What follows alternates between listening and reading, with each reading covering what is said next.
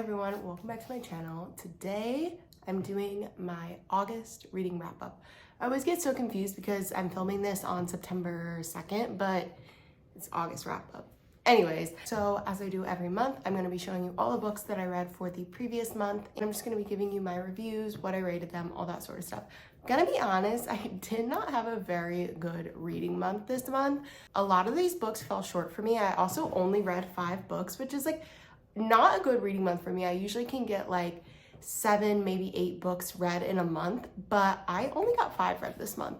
And I was super busy. I had Lollapalooza the first weekend of August, and then this past weekend was like crazy busy. I went to 2 different concerts. I had like a party. So there was like a lot going on in my life this month. So I didn't have as much time to read. I also feel like I was in kind of a slump. And the book that put me in a slump is in this. So I'll tell you guys that, and then you'll see why I'm in a slump, because it's one of my favorite books. It was a reread, and after reading it, I was just like not excited about any book. So not the best reading month, but I'm super excited about everything that I have planned to read this fall. I'm gonna make a video. It'll be the video that comes out after this, and it's gonna be my fall TBR, all the books that I plan to read this fall. And I'm so excited. I've already started some of them, and I just have a feeling that this fall and these next few months are just gonna be literally perfect for reading. End of the summer was a little bit of a downer as far as reading goes, but that is okay. We are going to persevere.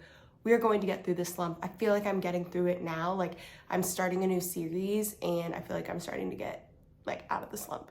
So I am just going to jump right in and show you guys the 5 books that I read this month.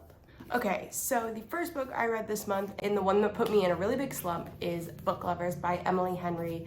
Emily Henry is one of my favorite authors. I adore every single one of her books, and something about summertime just feels like the appropriate time to read her books. So I reread both Beach Read and Book Lovers. I didn't end up rereading People We Meet on Vacation. I just didn't have time to reread it. I kind of wanted to, but I didn't have time. Maybe I'll read it later this year, but it feels like such a summer book, so I might just save it for next summer and reread it again. But I did reread Book Lovers, and I absolutely adore this book. So I read this for the first time probably around like a year ago almost. I think it was literally last August.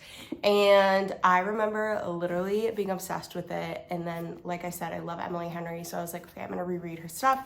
And I just adore this book. So if you haven't read it, this is about Charlie and Nora, and they have this like meeting. They're both in the literary like book publishing world. They have this meeting and don't really get along, and in the beginning of the book, and then they meet again 2 years later when Nora and her sister go on a vacation to this small town in, I think it's in North Carolina. And while there, Nora bumps into Charlie, and they're kind of like enemies, sort of. It's like an enemies to lovers sort of situation, but they just don't really get along. They didn't get along when they first met like 2 years prior. Charlie is from there, but they both live in the city, but Charlie's there. Family stuff going on. The ending of this book literally gets me every single time. I say every single time. I've read it twice, but the ending of this book, something about it, oh, it's so good. I love Charlie. Charlie is literally like the most perfect character. He is such a good book boyfriend. Like, he's so good to Nora, even though he like pretends like he doesn't like her. You know that he like loves her, and it's just so good. If you have not read this yet, first of all, don't know how you haven't, but if you haven't, highly, highly recommend. Oh, and if this wasn't obvious, I did give this 5 stars. Next, if you saw my picking my August TBR video, you know that this book had been on my physical TBR for literally pretty much a year, I think. I think I bought this book about a year ago. And this is Queenie by Candice Carty-Williams. And I really wanted to like this book. I remember hearing good things about it, but that's why I bought it a year ago. And then I just never really was drawn to it. It's literary fiction, and I'm not like the biggest literary fiction fan. So I was kind of just like, I don't really want to read it. And then when I did my August TBR video and this book fell into one of the categories, I was like, okay, I have to read it. This is my excuse now. This is the time that I finally just have to do it. And honestly, I did not like this book at all. I gave this book 2 stars. I really wanted to like it so badly, and there were parts that I did enjoy, but it really reminds me of Buster by Raven Leilani, and I didn't like that book either. There's something about the storyline of characters that continuously make like bad decisions and like are doing all these things, and you just like want to like shake them. Like, you get so upset. You're like, why are you doing this? Like, stop making these decisions. And I know like there's a lot of talk of mental health. I know she's struggling a lot, but there's just, I don't know, that those types of books don't like intrigue me because I just get so frustrated with the characters, and I feel like I wanted to connect with her so badly, but I just couldn't. And basically this is about Queenie. She's really struggling in life. Her and her boyfriend just broke up, and she like is convinced that they're gonna get back together. She moves into this like really shitty apartment because she was living with him, and basically just kind of things start to fall apart in her life. Her work starts to fall apart, her friendships. She's really struggling with her mental health. She's making like these really poor decisions, and it's kind of just like this coming of age for her. I don't know, just for me, it just, I feel like I wanted more from it. Like I wanted another more like, I feel like there wasn't necessarily a plot line, if that makes sense. I feel like there wasn't necessarily a resolution, and I think that's what really frustrated me about it. If you are into literary fiction or you're into those sort of like coming of age novels, I think you would enjoy it. That's just not necessarily the book in the writing style for me. So I only gave this one 2 stars. Okay, next we have The Spanish Love Deception by Elena Armas, and this one I gave 3.5 stars. I really did enjoy the storyline, and I feel like once you got into it, it was really good, but the first like 200 pages of this book were so incredibly slow for me. And like, I enjoy a slow burn, but this wasn't even necessarily a slow burn and like tension between the characters. This was like truly, the writing was so slow. Like there would be 5 pages describing him trying to convince her to like get into the car. And I'm like, okay, I get it. Like I get there's, you know, her being hesitant and whatever, but I feel like there was just almost too much description. And that's why I just like did not like the writing style very much. I liked the overall storyline. I love fake dating. There's fake dating in here, and that's like one of my favorite tropes, but there was just something about how slow it was written that I just did not enjoy, and I found it hard to get through. So this is about Catalina, and she lies to her family and says that she has a boyfriend that she's going to be bringing to her sister's wedding in Spain, even though she does not have a boyfriend. So she's talking about it at work with her best friend, being like, I don't know what I'm going to do. And her kind of like work enemy, Erin, keeps being like, I'll go with you. I'll go with you. And she's like, no, like, why would I bring you? Like, they don't get along. They don't like each other. So she's like, absolutely not. Finally, she realizes that she literally has no other option but to bring Erin. So they go and they fake date and pretend, obviously, that they're together. And like that storyline, I'm like, love that concept. But it was just the writing style for me. I just could not get behind it. It was way, way, way too slow. Like I said, I love slow burn, but this was like too slow.